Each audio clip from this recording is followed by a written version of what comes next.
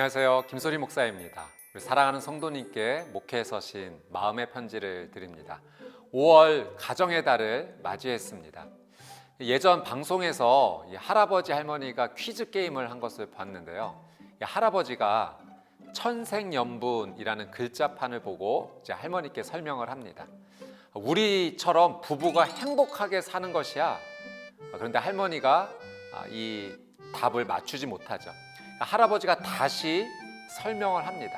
당신과 나의 관계. 할머니께서 미소 지으시며 이렇게 대답하시더라고요. 왼수.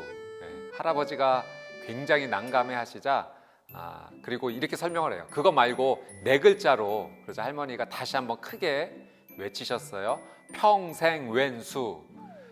미국 심리학회에서 한 연구를 발표했는데요. 자신에게 가장 미운 사람 한 사람씩 적으라고 했을 때 이 자신에게 가장 가까이 있는 사람을 많이 적었다고 합니다. 남편은 아내를, 아내는 남편을 적었습니다. 왜 가장 사랑하는 사람이 미운 사람이 되었을까요? 이무석 박사님의 이 마음이라는 책에 이런 내용이 있습니다. 가장 가까운 사랑의 대상이 미움의 대상으로 바뀌는 이유는 사랑하다 보니 기대가 높아진다는 것이다. 그래서 그 기대에 못 미치면 기대의 마음이 실망의 마음으로 바뀐다. 함께 살아온 세월이 많을수록 섭섭한 일이 그만큼 많아지는 것이다. 우리는 누구에게든지 이런 어려움이 찾아오죠. 사랑의 대상을 기대하게 되고 그 기대가 채워지지 않았을 때 섭섭해집니다. 그 섭섭한 마음이 미움으로 바뀌게 됩니다.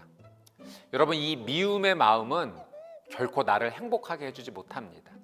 이 미움과 섭섭함은요, 이 정신적 에너지를 고갈시키죠.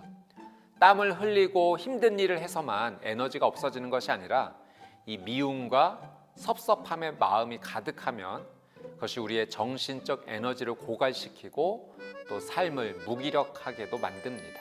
그래서 우리는 이 미움과 섭섭함의 문제를 반드시 해결해야 합니다.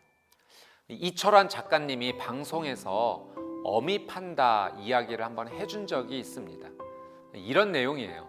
판다 한 마리가 있는데 눈이 내리는 날 나무 위에서 열흘 동안 굶고 내려오지 않는 겁니다. 이 지나가는 동물 친구들이 그 모습을 보면서 너무 미련하다라고 얘기하는 거죠. 난 판다를 이해할 수 없어. 왜 며칠씩 굶으며 나무 위에만 있는지 모르겠어. 모두 다 한마디씩 합니다. 그때 토끼가 이렇게 말을 해요. 판다의 상처를 모르면서 이해할 수 없다라고 하면 안 되는 거야. 이 숲속 동굴에 어미 판다와 새끼 두 마리가 살고 있었다고 합니다. 이 어미 판다는 이 새끼를 위해 먹이를 구하러 나가야 하지만 나갈 수가 없는 거죠. 먹이를 구하러 나가는 순간 그 하얀 눈에 찍힌 자기 발자국을 보고 사냥꾼이 동굴에 들어와 자기 새끼를 해칠 거라는 걸 알고 있기 때문입니다. 하지만 눈이 계속 그치지 않으니 이제 어미는 결단을 내리고 음식을 구하러 나갔습니다. 어미 판다가 재빨리 먹이를 구해 다시 동굴로 돌아왔지만 이 자신의 발자국을 따라 두 개의 사람 발자국이 있는 것을 봅니다. 그리고 새끼가 온데간데 없이 사라졌죠. 이 눈 위에 찍힌 자기 발자국 때문에 새끼를 잃은 이 어미 판다는 이제 눈만 내리면 자기 발자국이 너무나 큰 공포가 되었던 거예요. 그래서 눈이 오면 일주일, 열흘씩 나무 위에 올라가 있었던 겁니다. 난 너를 이해할 수 없어. 우리는 이 말을 쉽게 합니다. 겉으로만 보면 그 사람은 이해할 수 없죠. 그러나 상대의 입장과 마음을 이해하면 난 너를 이해할 수 없어. 이 말 대신에 그럴 수도 있겠구나 말할 수 있습니다. 잠언 16장 24절 말씀이에요.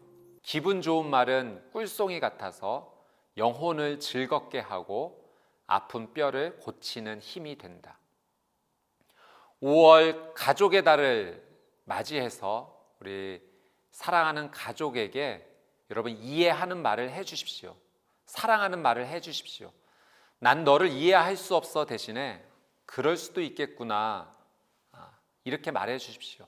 그 한마디가 상대방의 영혼을 살리고 또 아픈 뼈를 고치는 힘이 될 것입니다.